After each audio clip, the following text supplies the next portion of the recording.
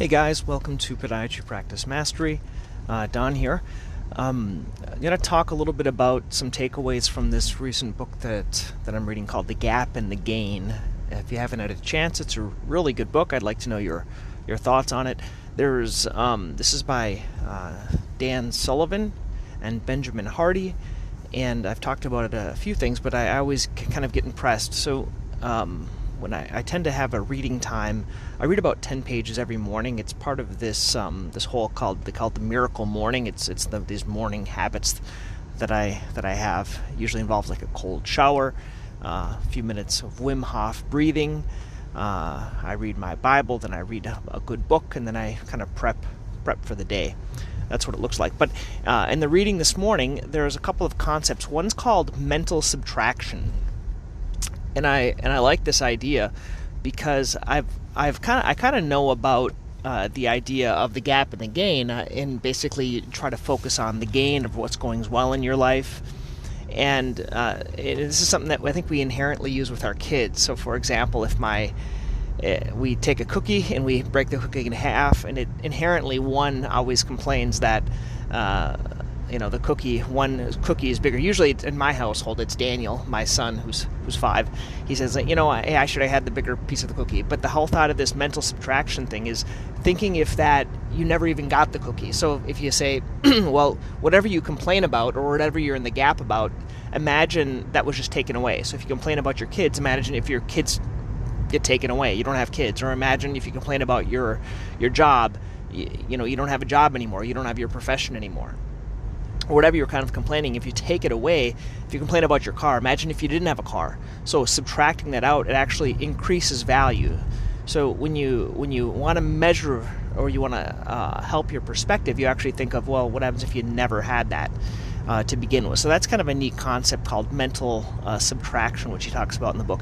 Another thing they talk about is called implementation intention.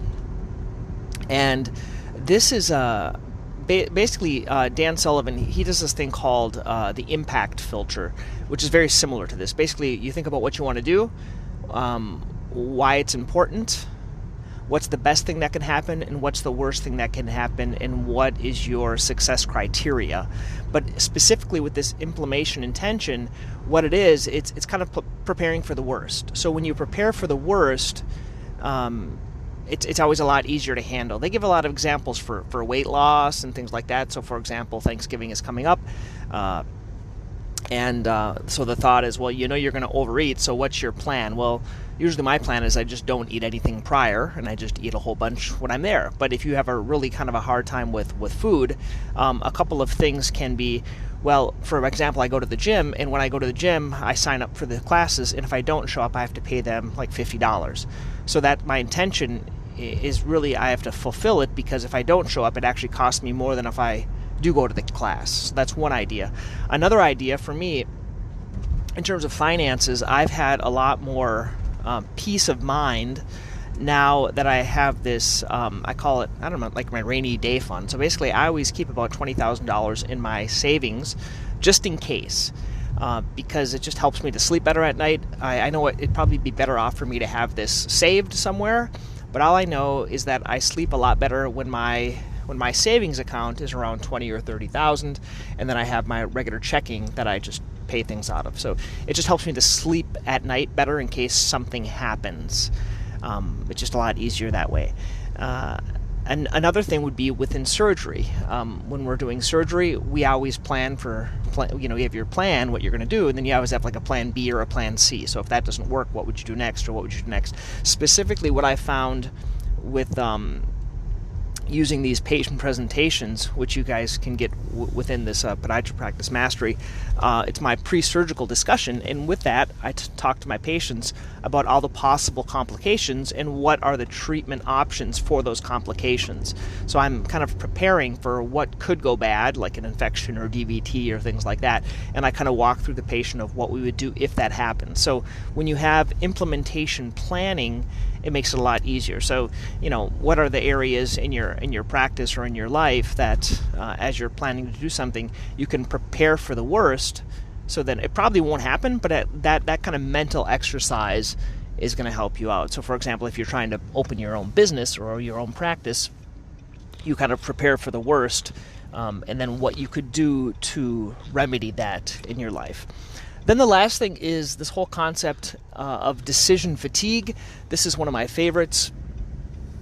Decision fatigue is basically if you have a couple of options and you're not sure what to do, you're going to choose the easiest. So basically that just shows that we are all lazy. Okay? We are all lazy, all of us, you and me included, and there are ways to help you with making good decisions. So the easiest example for me is with eating. If I am given an option to eat 5 or 6 times a day, I tend to make good decisions in the morning, and then as the day gets on, I make worse and worse decisions. I tend to make worse decisions at night than I do in the morning. That's where I think a lot of crime and bad things happen at nighttime, because people have made all the decisions and they're tired or they're fatigued. Kind of like when you have kids and you can't sleep at night and everyone seems like an idiot. And that's usually because not because of everyone else, but you're just fatigued due to your decision fatigue. So what I find what works best for me, for example, with treating patients, once again going back to these presentations that I do, is because it's easier for me when I'm treating them. I pull up my checklist and I look at that and it triggers me to talk about these other things. And a lot of times you just plain get fatigued at the end of the day and you're just rushing through it.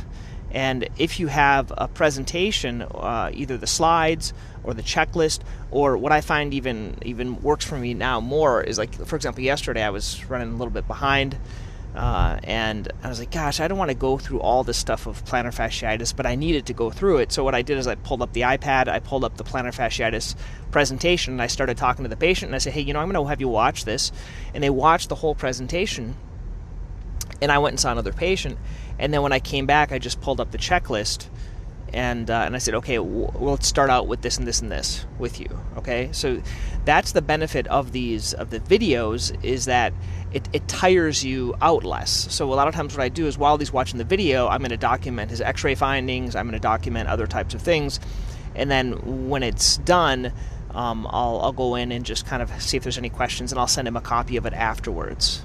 Okay, so it really helps my decision fatigue, because I get fatigued. I think we all kind of get fatigued, and we try to do shortcuts, unless, and so the way not to do shortcuts is either to have staff do it or have technology do it, or if you're just a really disciplined person, which I don't think any of us are. Anyway, those are some of the takeaways from the gap and the gain. You probably should check it out. I'd like to know what you guys think. Okay, guys, have a great day.